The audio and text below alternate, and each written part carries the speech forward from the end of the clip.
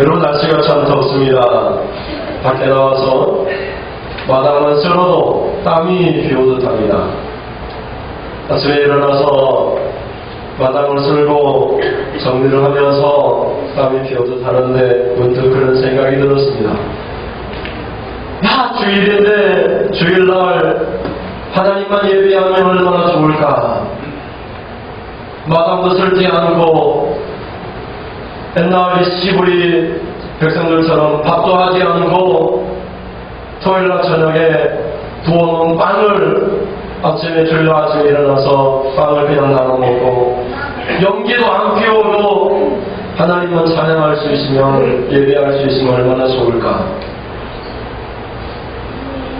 여러분, 아침에 예배를 준비하면서 성도들이 아침에 일어나서 일하고 그 바쁜 일상 가운데 일을 멈추고 교회방에 나와서 예배를 드리고, 그 예배를 드리고 예배를 시작할 때에 피곤해 지쳐있는 모습을 보면 너무나 안타깝습니다. 여러분, 하나님 말씀대로 순종해서 하나님의 축복을 받기를 주님의 이름으로 축원을 드립니다. 여러분, 하나님 말씀에는 물을 흐르게 할 수도 없습니다. 물을 타서 그 말씀의 진리를 흐르게 할 수 없습니다. 말씀이 있는 그대로 아멘 하고 받아들이면 하나님의 약속이 우리 가운데 실현되어지는 것입니다. 하나님의 5만 가지 약속이 성경에 기록되어 있는데 아멘, 그저 되겠습니다. 순종하겠습니다. 하나님 도와주십시오. 그렇게 고백하면 하나님이 축복의 문을 열어주시는 것입니다. 아침에도 새벽에 말씀을 전하면서 수요일날 온전히 하나님만 예배하고 오후에는 신방을 하든지 전도를 하든지 그러면 얼마나 좋을까. 말씀대로 살면 얼마나 행복할까. 그런 생각이 문득 들었습니다. 여러분, 예수님은 능력으로 강림하십니다. 초림 때는 어린 아기의 모습으로 연약한 인간의 옷을 입고 오셨지만 앞으로 오실 제1의 예수는 능력의 왕권을 가지고 심판주로 오시는 우리 하나님이십니다. 그가 심판하시면 우리의 모든 허물들이 낱낱이 드러나게 될 것입니다. 주님, 나는 주님의 이름을 믿는데요. 그렇게 고백할지라도 그 믿음이 경건의 생활로 드러나지 아니하면 하나님께서 우리가 행한 대로 심판을 하게 됩니다. 여러분, 태어날 때 어떤 분들은 흙수저로 태어났다고, 요즘 흙수저, 은수저, 금수저 그럽니다. 아버지가 재벌이어서 돈이 많고 태어나자마자 주식도 많고 통장에 돈도 100억씩 있고 이런 사람들을 금수저, 태어날 때부터 금수저 들고 태어났다 얘기합니다. 또 은수저를 갖고 태어났다 얘기합니다. 그런데 태어날 때부터 아버지가 귀신을 쥐고 무리들 재산도 없고 그래서 스스로 노력하지 아니하면 신분의 상승을 이룰 수 없는 이런 사람들을 흙수저라고 얘기합니다. 밥을 먹을 때 금수저로 먹으면 좋겠는데 흙으로 만든 수저로 먹으니 밥이 얼마나 쓰고 고달픈 인생이겠습니까? 그래서 사람들은 많이 가진 사람들을 부러워하고 그런 사람들을 존경하기도 합니다. 지금은 그렇지 않지만 여러분, 물사와 결혼하려면 열쇠 3개는 있어야 된다 이런 말이 한 80년도에 한참 있었습니다. 요즘은 더 많은 것을 요구하는 것 같습니다. 일반 사자 돌림을 갖고 있지 않는 사람들도 많은 열쇠를 필요로 하는 것 같습니다. 비록 의사가 아니어도 남자는 집이 있어야 되고 적어도 차는 있어야 되고 적어도 직업은 있어야 되고 이렇게 어느 정도 능력을 갖추기를 원하는 것 같습니다. 봉건시대부터 조선시대만 해도 양반이니 양인이니 천민이니 신분의 차별이 분명하게 있었고 이런 천민이 양인이 된다든지 양인이 양반이 되는 것은 거의 불가능한 일이었습니다. 그러면서 임진왜란이 일어나고 병자와 혼란이 일어나면서 외부의 침략을 받으면서 이 모든 신분의 계급들이 공을 세우거나 돈을 많이 가진 사람들이 양반을 돈으로 사기 시작하면서 신분이 차츰차츰 깨어져 나가기 시작했습니다. 그러하 할지라도 신분의 상승을 거듭하는 것은 매우 어려운 일이었습니다. 지금도 인도에 가면은 카스트 제도라는 것이 있는데 이 제도에 가면은 신분의 분명한 계급이 있습니다. 그래서 여자가 신분이 높은 남자와 결혼하기 위해서는 모든 나은 예단을 준비하고 결혼하게 됩니다.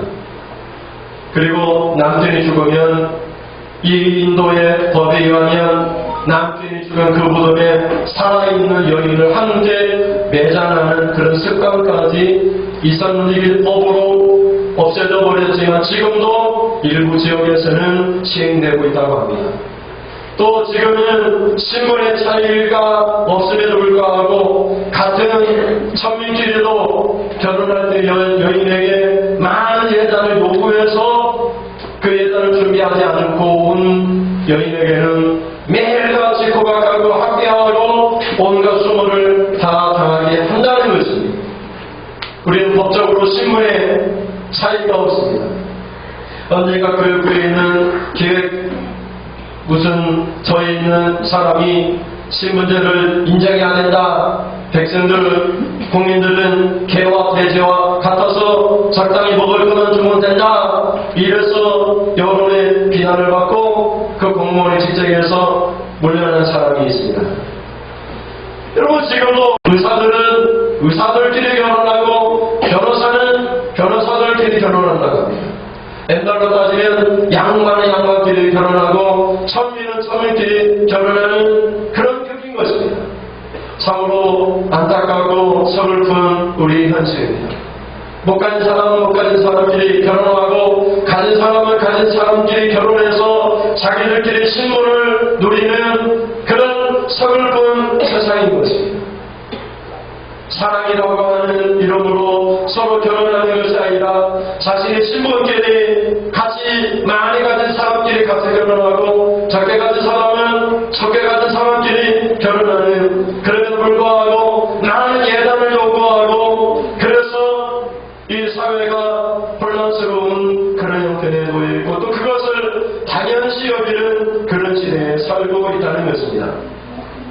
여러분 현대를 살아가는 수많은 사람들은 예수님의 오심을 준비하지 않습니다. 여러분 예수를 믿는 사람이고 예수님의 십자가를 믿는 줄 믿습니다. 아멘. 예수님의 부활을 믿는 줄 압니다. 아멘. 그럼 예수님이 지금 강림하실 것을 믿습니까? 지금이라도 예수님이 강림하셔서 심판주로 오셔서 여러분 한 사람 한 사람을 심판하실 것을 믿는가 하는 것입니다. 그 믿음 앞에 여러분의 경건 생활이 어떠한 것인가를 우리 주님이 보시고 심판하실 것입니다. 이렇게 주일날 예배드리고 우리가 예배 생활하는 이것이 진정한 주의를 거룩하게 지키는 그런 믿음 생활인가를 하나님이 심판하실 것입니다. 말씀대로 순종하고 있는가? 하나님 말씀에 의지해서 우리가 살고 있는가? 말씀이면 되겠는가? 하나님이면 축복을 받겠는가 하는 그 믿음을 모시고 하나님이 심판으로 오신다는 사실입니다. 많은 믿음의 사람들은 십자가를 믿습니다. 내 죄 때문에 예수님이 십자가에 보혈의 피를 흘리신 것을 믿고 부활하신 주님이 성령으로 오셔서 지금 나와 교통하시고 교제하시고 말씀하시고 징계하시고 때로는 생활하시고 때로는 가르치시는 것을 믿습니다. 그러나 여러분 예수님의 강림하심에 대해서는 우리가 너무나 민감하게 반응하지 않는다는 사실입니다. 그에게 있는 모든 말씀들은 예언의 말씀입니다.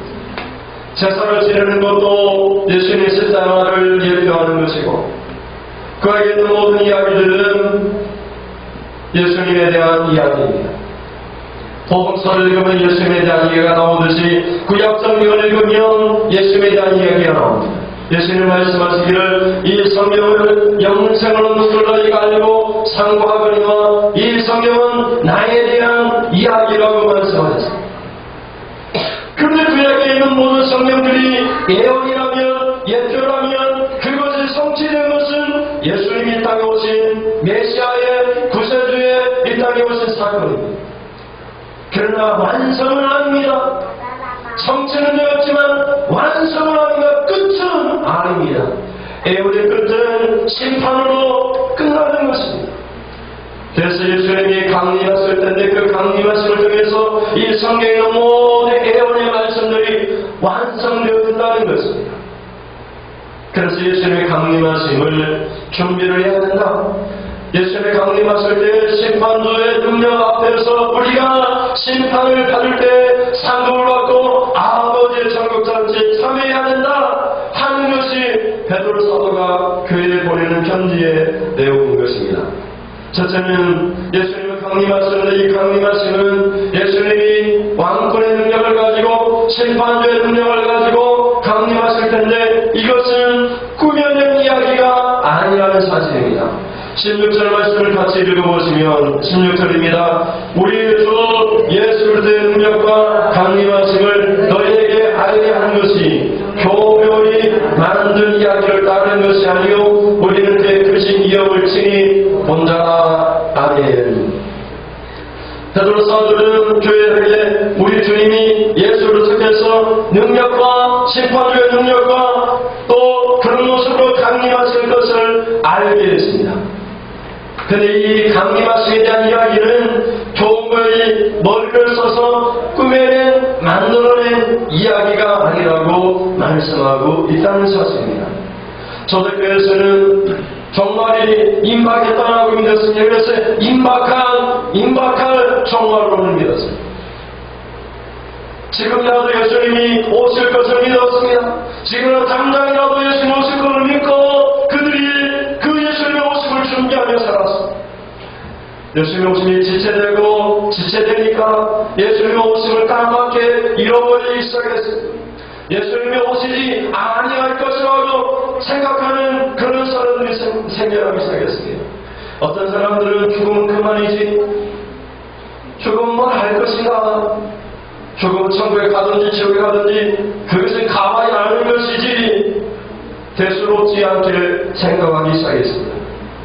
요한계시록 끝을 마감하면서 사도 요한은 요한계시록 22장 20절에 예수님이 말씀하시기를 속히 오리라, 그것도 진실로 속히 오리라 이렇게 말씀하시는 말씀을 우리에게 전하고 있습니다. 같이 보실까요? 이것들을 증언하시니가 이르시되 내가 진실로 속히 오리라 하시거늘 아멘. 주 예수여 오시옵소서. 예수님은 이 성경을 마감하면서 진실로 속히 오리라 이렇게 말씀하셨습니다. 더디 오시는 것이 아니라 성경에는 더디 오는 것을 느끼는 것은 한 사람이라도 더 구원이 되기 위해서 하나님께서 은혜를 베풀어 주시는 것입니다. 지금이라도 심판하시고 주님이 오시면 우리도 그렇게 생각할 것입니다. 하나님 조금만 더 이렇게 오십시오. 내가 정신을 좀 바짝 차리고 내가 하나님 섬기다가 예배 생활하다가 말씀대로 살다가 저희 심판하는데 내가 상급이라도 받아야 되지 않겠습니까? 조금만 좀 더디 오십시오. 믿는 우리들조차도 그렇게 생각할 것입니다. 주님이 더디 오시는 것은 택함받은 백성들을 한 명이라도 어떻게 하면 더 구원할까 하는 하나님의 교묘하심이라고 성경은 말씀을 하고 있습니다. 예수의 배우 가운데 부자와 거짓 나사렛 이야기가 나옵니다. 세상 기준으로 치는 부자는 성공한 사람입니다. 이 부자는 재물이 많았습니다. 그가 날마다 비단 옷을 입고 호화롭게 잔치하며 날마다 잔치하며 살았습니다. 그런 성공한 인생이었습니다. 그럼 오늘날 따지면 재벌이고 먹는 것이 없는 사람이고 사람들을 부를 수 있는 그런 사람이었습니다. 그러나 한 사람이 나오는데 거짓 나사로는 인생이 실패하는 인생입니다. 그는 거짓이었습니다. 이 부잣집 앞에 와서 날마다 구걸하는 사람이었습니다. 이 사람은 질병에 괴로움을 당하는 사람이었습니다. 기화장을 가지고 그 아픈 그 고름이 끼어있는 살점을 긁어내는 그런 질병에 쌓인 그런 사람이에요. 그는 실패한 인생이었습니다.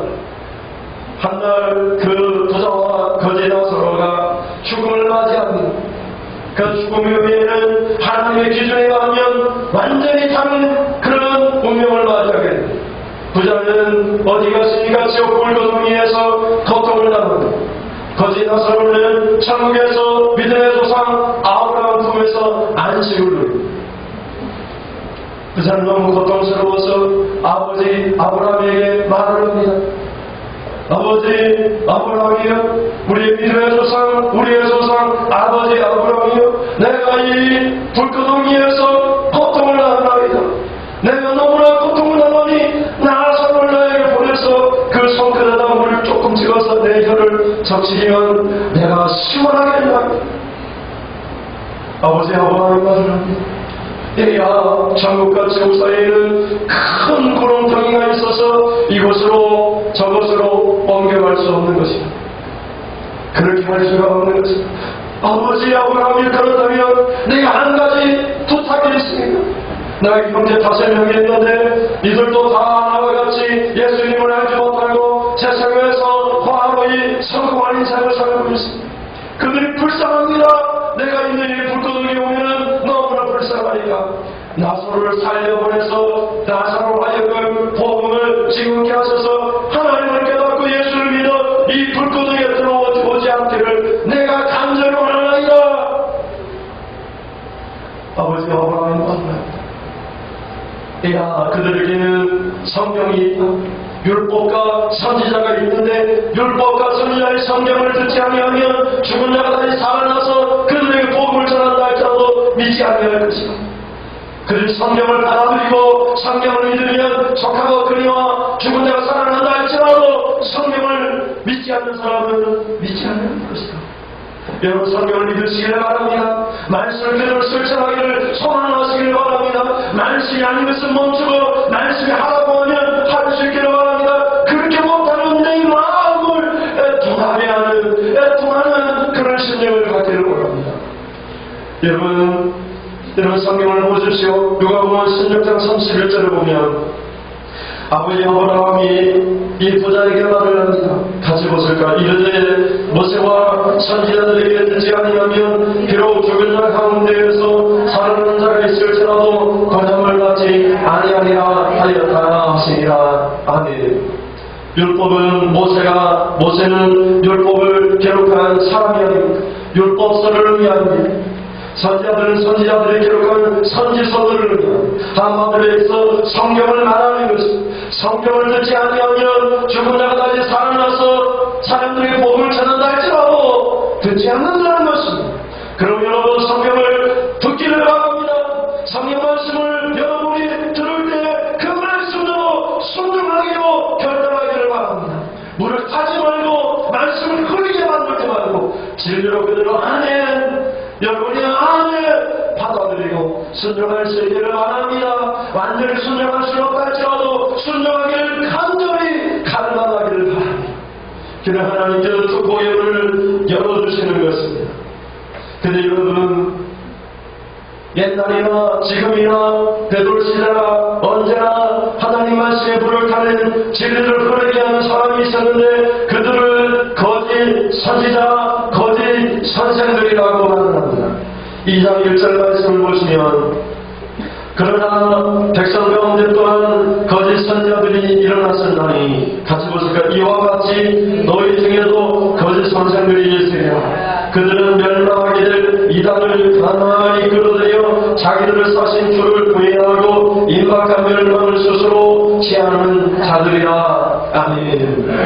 백성들 가운데 이 말은 구약에 있는 이스라엘 백성들을 의미합니다.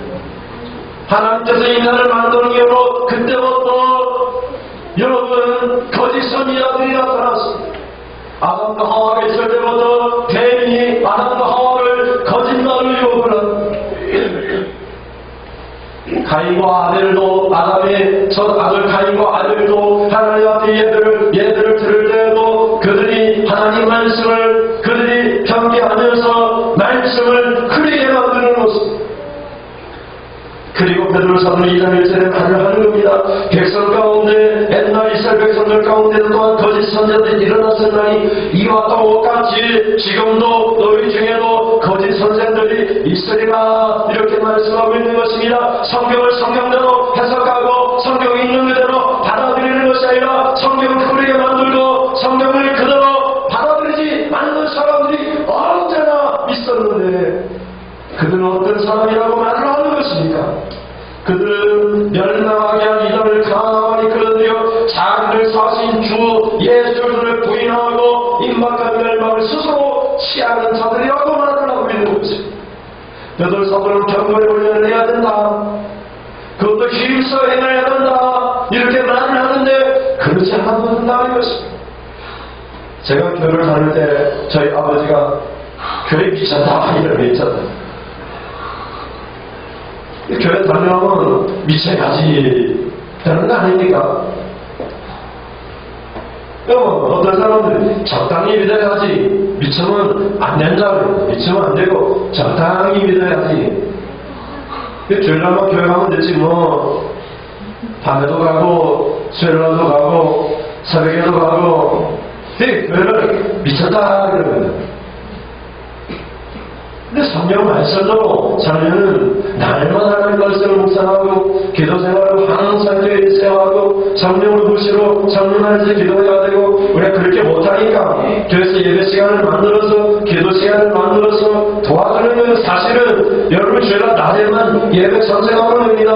그런 경건 생활할 수 있는 능력이 있어요. 날마다 성경 읽고 날마다 기도 생활하는 분들은 주일날 오전 예배만 나와서 함께 예배 드리고 교제하면 충분합니다. 그런 사람들은 스스로 실천하고 전도 생활하고 사지 스스로 할 수 있는 그런 사람들. 그러나 우리들 대부분은 성경을 읽지도 않고 해석할 능력도 없고 기도할 능력도 없습니다. 그래서 일부러 수요 성경 공부도 만들고 새벽 기도회도 만들고 금요 찬양 기도회도 만들고 그래서 여러분을 돕기 위해서 그렇게 만드는 것입니다. 그래서 어떤 교회에서는 매일 밤마다 기도회 시간을 만들어 놓습니다.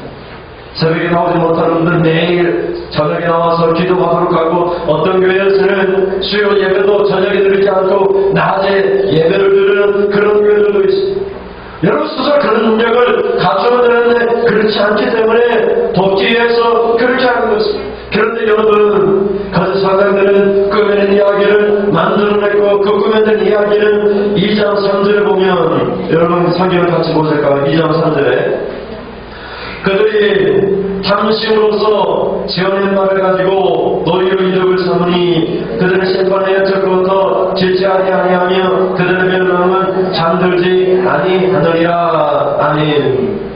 여러분 지어낸 사람은 탐심 때문에 배에 가려 주일날 거룩하게 성취하십시오. 주일날 일하지 마십시오. 일하도 된다. 그러면 거기 탐심 거기에는 이적을 삼고자 하는 우리의 욕심이 있는 하나님을 믿기보다 하나님을 신뢰하기보다 내가 손으로 일한 것보다 하나님을 축복 주실 것을 우리가 믿음으로 신뢰하기보다 우리의 탐심과 우리 이득을 취하고자 하는 그런 욕심이 있는 거예요.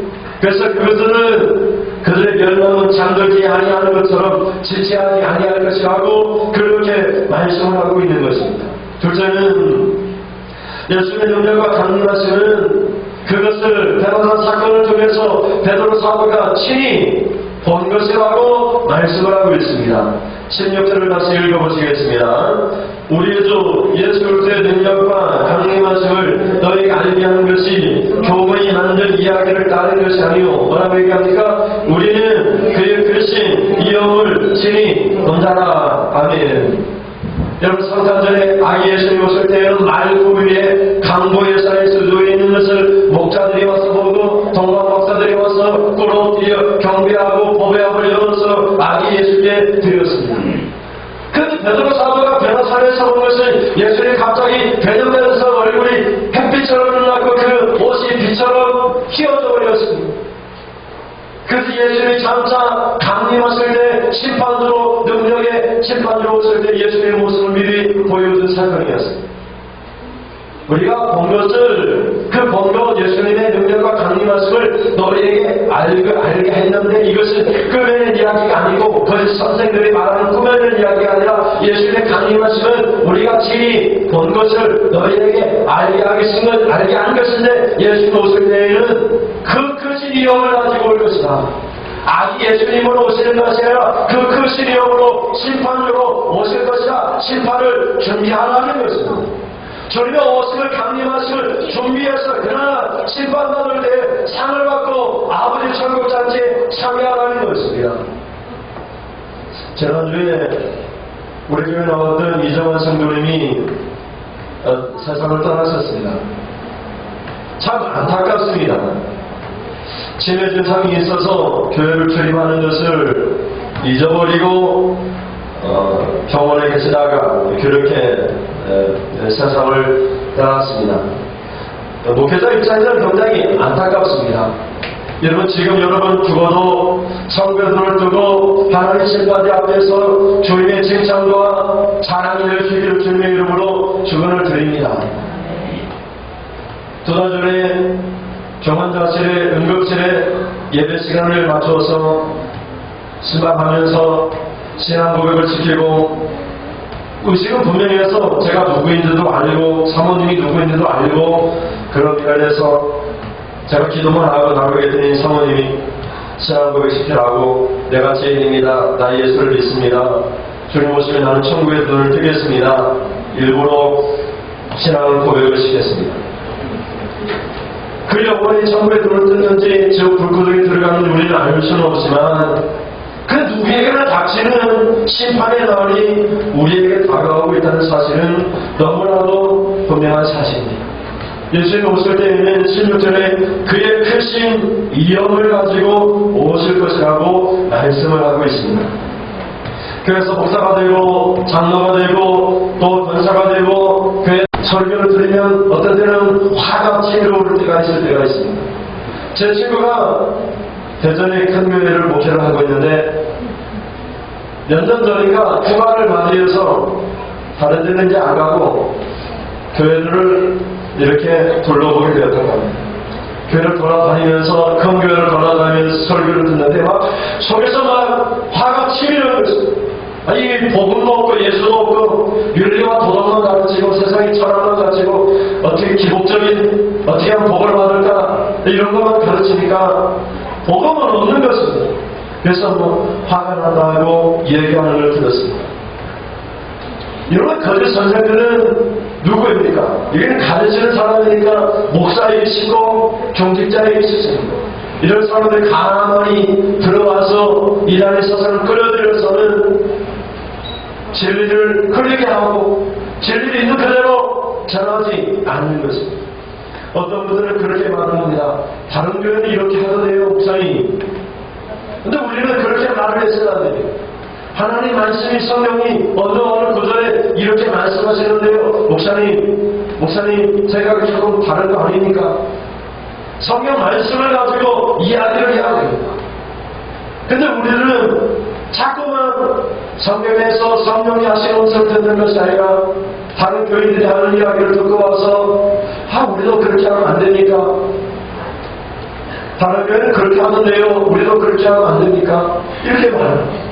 성령이 여러분에게 가르쳐 주시고 성경이 여러분을 가르치십니다. 하나님 말씀이 여러분을 가르쳐주시고 그 하나님 말씀이 진리이기 때문에 이 말씀이 오늘 우리에게 증거하는 것입니다. 그래서 베드로 사도가 친히 보았는데 다른 사건에서 예수님의 강림하신 모습을 미리 봤는데 예수님이 변형되셔서 그 얼굴이 해처럼 빛나고 그 옷이 해같이 빛나는 모습으로 강림하실 때 그때 심판으로 오실 것을 베드로 사도가 봤는데 예수님이 그렇게 오실 것이라고 말을 하고 있는 것입니다.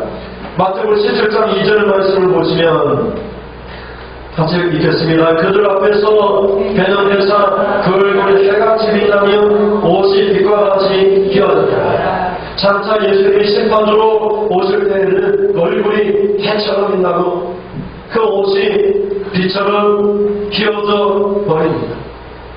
그런 모습으로 심판으로 능력으로 강림하실 것입니다. 그러니 경건생활을 힘써하라는 것입니다. 1장 5절부터 얘기하는 그러므로 더욱 힘써 믿음의 덕을 덕에 지식을 지식에 절제를 절제에 경건을 경건에 형제부의 형제부에 사랑을 더하라. 이런 것들이 겁착한즉 너희가 하나님의 어머니 날에 들어감을 넉넉히 하나님 주시리라 이렇게 말씀을 하고 있는 것입니다. 그럼 여러분 주님의 강림을 준비하시기를 바랍니다.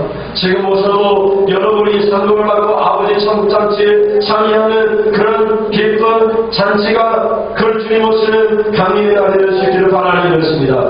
마지막으로 셋째는 예수의 능력과 강림하시면 베드로 사도가 하늘에서 들리는 하나님의 소리를 들은 것이라고 말합니다. 17절 18절 말씀을 보시면 지옥의 큰 영광 중에서 이러한 소리가 그에게 나기를 같이 보실까? 이는 내 사랑하는 아들이요 내 기뻐하는 자라 하실 때 그가 하나님 아버지께 존귀와 영광을 받으셨느니라. 이 소리는 우리가 그와 함께 거룩한 자리에 있을 때 하늘로부터 나는 것을 들은 것이라. 아멘.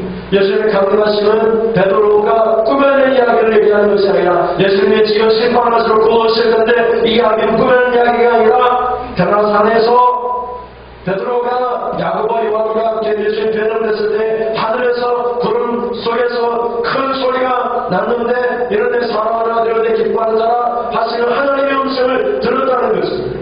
그래서 하나님께서 예수님께 존귀와 영광을 주셨다는 거예요. 그리고 이 소리를 거룩한 산 변화산에서 하늘로부터 난 이 소리를 베드로가 들었는데 이야기를 하는데 이것이 예수님의 능력과 강림하심에 대한 이야기를 교회에 알리겠다는 것입니다. 그러니 베드로 사도가 생각했을 때 십자가보다 더 중요한 것이 있습니다. 부활보다 더 중요한 것이 있는데 그것은 예수님의 강림이라는 여러분 십자가를 믿는 줄 믿으며 부활을 믿는 줄 믿는 그러나 그보다 더 중요한 것은 예수님의 강림과 심판입니다. 그러나 여러분이 다 상을 받기를 바라는 것입니다. 내 사랑하는 아들이라 이 말은 하나님을 아버지라 부르는 예수님의 모습이 예수님 하나님 아들이라는 뜻이고 그것은 예수님이 바로 하나님이라는 그런 뜻을 갖고 있습니다. 내 기뻐하는 자라 이 말은 예수님을 우리 구세주 하나님께서 십자가에 달려 죽도록 그랬기 때문에 죽도록 예수님이 선택했다라고 하는 그런 의미를 갖고 있습니다. 이사야서 41장 1절을 보면 기뻐하는 자라 이 말은 택한 사람이라 이런 뜻으로 해석을 합니다. 같이 보시겠습니다. 내가 붙드는 자인 중 내 마음에 기뻐하는 자고 내가 택한 사람을 보라. 내가 나의 영을 그에게 주었은즉 그가 이방인의 정의를 베풀리라. 아멘. 내 마음에 기뻐하는 자 곧 내가 택한 사람을 보라. 이렇게 말을 하고 있는 것입니다. 예수님을 택해가지고 우리 죄 때문에 십자가에 달려 죽게 하셨습니다. 예수님을 택하셔서 하나님께서 심판주가 되게 하셨습니다. 예수님을 선택하셔서 마지막 심판하실 때 믿음 생활하고 경건 생활도 길서 생활하고 죄인들과 거룩하게 예배 생활하고 오해도 예배 생활하고 어떻게든지 예배 생활하고 전도 생활하고 기도 생활하기에 힘쓰는 사람들 그런 사람들에게 하나님의 영원한 나라를 영역하게 들어갈 수 있도록 하시는 그런 이음의 능력을 예수님이 받으신 것입니다. 기뻐하다 이 말은 예수님을 선택하셔서 그런 심판으로 그런 위험의 주로 하나님이 삼으셨다는 것입니다. 여러분 성경을 보시면 1장 10절과 11절 말씀을 보시겠습니다. 1장 10절 11절 같이 읽겠습니다. 그러므로 형제들아 동침서 너희 부르심과 택하심을 굳게 하라. 너희가 이것을 행한즉 언제든지 실족하지 아니하리라. 네가 세우면 우리 주고 구주 예수 때 영원한 나라에 들어감을 넉넉히 너희에게 주시리라. 아멘. 예수님 오시면 내가 심판받을까 천국에 갈까 지옥에 갈까 걱정할 필요가 없습니다. 왜? 우리가 실제로 있는 말씀대로 더욱 힘쓰면 더욱 힘쓰 일만 하면 돼요. 더욱 힘써 봉사하고 더욱 힘써 섬기고 더욱 힘써 예배 생활하고 더욱 힘써 기도 생활하고 내가 지금까지 해왔지만 해온 것처럼 계속해서 힘써서 하면 그런데 하다가 멈추고 하다가 중단하고 하던 일을 멈춰버리면 모르는 거예요. 그래서 제가 이재원 성도님이 운명하셨다는 소식을 들을 때 속상한 거예요. 그래서 가서 1호 예배를 드리면서 제가 할 말이 없었습니다. 죽는 순간 하나님을 찾았으면 우편강도처럼 천국에 나무에서 눈을 뜨게 됐지만 죽는 순간에도 예수님이 내 주님이라 고백하지 않으면 그 운명을 우리가 뭐라고 말할 수가 없는 거예요. 여러분 오늘 돌아가셨는데 하나님이 부르셨는데 여러분 장례식장에 제가 설교하러 갔습니다. 그런데 여러분을 이야기를 해야 되는데 우리 성도님은 이렇게 교회를 봉사하다가 이렇게 수고하다가 이렇게 전도생활하다가 하나님 잔치 참여하게 되었습니다. 이렇게 얘기해야 되는데 막상 가보니까 할 말이 없는 거예요. 이게 꽉 막히는 거예요. 도대체 무슨 말을 어떻게 해야 될지 이 성도를 위해서 내가 장례장 가서 예배를 집례를 해야 되는데 도대체 무슨 말을 해야 될지 알 필요 없는 거예요. 지금까지 신앙생활을 했는데 하나가 중단해버리고 그러면 무슨 말을 할 수 있겠습니까? 지금까지 섬기던 일을 중단하면 더욱더 힘써서 주님 오실 그날까지 아프고 지치고 피가 나는 몸을 가지고도 영을 깨어서 하나님을 찬송하다가 기도하다가 하나님 나라에 가게 되었더라고. 그래 그 예배가 얼마나 영광스러운 예배가 되겠습니까? 얼마나 황홀한 예배가 되겠습니까? 그 장례식장이 아니라 어떤 사람이 어떤 회에서 얘기하는 그 천국 환송식이 아니겠습니까? 천국으로 들어오는 성도를 환영하는 환송하는 그런 예식이 되지 않겠습니까? 여러분 베드로 사도는 예수님이 명령으로 강림하 쓰는 말씀하고 있습니다. 근데 여러분 교회 안에는 교회의 자기 이익과 당신 때문에 하나님의 말씀을 흐리게 하고 그런 거짓 선생들이 너무 많다는 거예요. 이스라엘 백성들 가운데도 그랬고 지금도 너희 중에 그런 사람이 있을 것이라고 베드로 사도가 말을 하면서 오늘 교회 안에도 하나님의 말씀을 흐리게 하는 사람이 너무나 많이 있어요. 말씀대로 그대로 우리가 살고 순종하는 것이 아니라 말씀을 흐리게 해요. 이렇게 생활하십시오. 이렇게 경건 생활하십시오. 이렇게 예배 생활하십시오. 이렇게 주일을 성수하십시오. 그러면 그것을 이어 주일날 누가 오늘 성경고지를 일하라고 하는 성경고지가 어디 있습니까? 옛날 구약 성경에는 안식일에 구두막에서 연기만 나도 잡아다가 돌에 쳐 죽였어요. 하나님 나 안식일날 일한다고. 우리는 은혜의 시대에는 그런 것은 없지만 우리가 좀 더 하나님 말씀 위주로 살아야 되지 않겠습니까? 바쁘다고 일한다고 직장이 있다고 그 무슨 하나님 앞에 핑계가 되겠어요. 하나님은 예수님은 능력의 주님으로 오시는데 그 능력의 주님 앞에 우리가 무슨 말을 할 수 있겠어요. 우리가 벌벌 떨면서 주님 앞에 서게 될 텐데 내가 하나님 말씀대로 살겠습니다. 하나님 도와주십시오. 우리 가정을 도와주십시오. 우리 가정이 우리 남편이 주일날 일하지 않도록 하나님 제발 도와주십시오. 그렇게 해도 부족한데 지금은 남편도 없는 사람들이 많지 않습니까? 내가 모든 결정들을 내가 갖고 있는 사람들이 있지 않습니까? 지금은 내 스스로 결정할 수 있는 그런 사람들이 얼마나 많이 있습니까?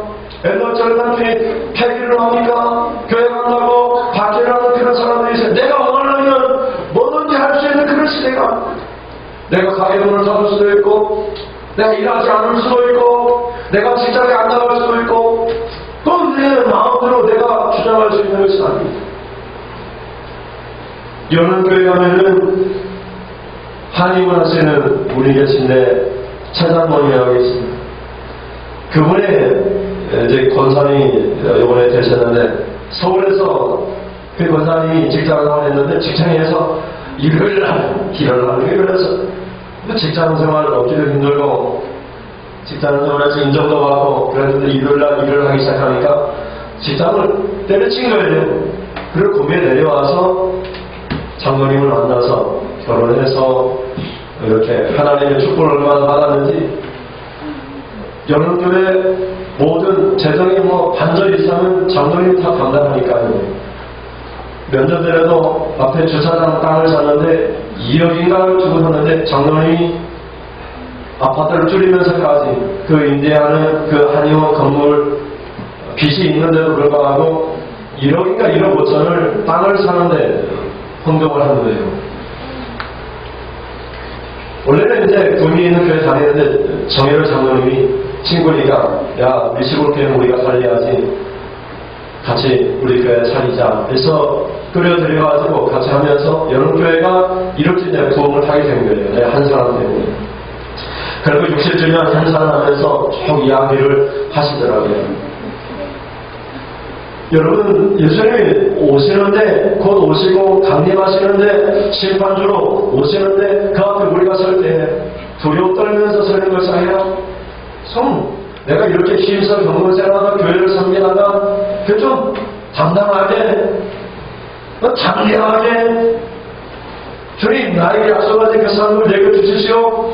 그렇게 당당하게 주님 앞에 서면 얼마나 좋겠습니까? 여러분, 그런 은혜가 있기를 주님의 이름으로 축원을 드립니다. 우리 찬송 하나 하면서 여러분 말씀을 생각하시면서 우리 하나님의 은혜를 사모할 수 있기를 바랍니다.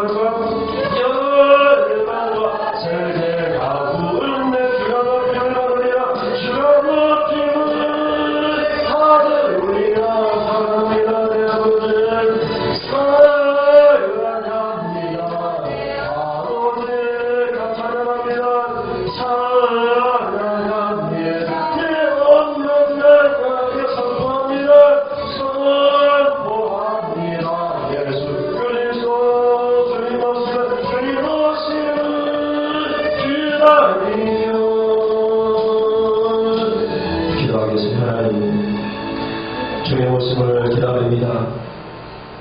지금 오셔도 주님 괜찮습니다. 아멘. 주 예수여 어서 오시옵소서. 주의 오시는 그날 상급받겠습니다. 칭찬받겠습니다. 영광과 존귀를 받겠습니다. 내가 주님 앞에 더 힘써서 경건생활했으니 하나님이 영원한 나라에 넉넉히 들어감을 주실 줄을 믿습니다. 이렇게 고백할 수 있기를 바랍니다. 변호사에서 베드로가 보는 예수님 그 모습 그대로 그 것이 영으로 능력과 하나님 강림하실 때 우리가 다 칭찬받으며 아버지 영원한 나라 천국집에 들어가기를 원합니다. 하나님 그러기 위해서는 더욱 힘써 경건생활하게 하여 주시옵소서. 하나님 어떤 분들은 말을 합니다. 이제 새벽기도도 없어야 돼. 수요예배도 필요가 없어. 주일 오후 예배는 무슨 필요가 있겠어. 주일 낮에만 예배 드리면 그만이지. 누가 나오기를 하나. 아버지, 이것이 우리 현실입니다. 우리가 경건 생활을 더욱 힘쓰지 아니하며 하나님 어느 나라에 넉넉히 들어감을 얻지 못하는데 주님 오실 때 하나님 우리가 다 하나님 기쁘게 주님 오심을 맞이하며 하나님 기도의 기록을 준비하며 열천의 배우 가운데에서 기록을 준비한 다섯 천여만 그 하나님 잔치 천일에서 우리가 다 기록을 준비하고 깨어있기를 원합니다. 주님 강림하심이 너무나 분명한데 꿈의 이야기가 아닌데 더디 오신다고 우리가 잊어버리고 살 때가 너무 많습니다. 아버지 다시 경건생활을 회복하게 하시고 더욱 힘쓰게 하여 주옵소서. 섬기지 않던 자들을 다시 섬기게 하시고 찬양하지 못한 자들은 다시 찬양하게 하시고 기도하지 못했던 자는 다시 기도하게 하시고 이 모든 것들을 하던 자들은 더욱 힘써하게 하셔서 하나님 앞에 하나님 영광스러운 가운데 참여하도록 도와주시옵소서. 오늘 우리 하나님 우리 김기문 사님 신방을 합니다. 아직도 기력이 없어 혈체에 의지하고 하나님 태어날 줄을 모르고 이렇게 병원이 있습니다. 참석도 큰 것이 3개나 있다고 하는데 나이 들어 수술도 고대하고 있습니다. 하나님 기도합니다. 사랑하는 딸을 불쌍히 여기셔서 더 믿음이 강해지게 하시고 더 믿음이 좋아지게 하시고 하나님 붙들게 모든 질병을 떠나가게 하시고 나의 힘이 되신 여호와의 내가 주를 사랑하나이다. 힘이 되어 주시옵소서. 피난처가 되어 주옵소서. 치료자가 되어 주시옵소서. 이제는 주님 앞에 귀한 예물을 드리며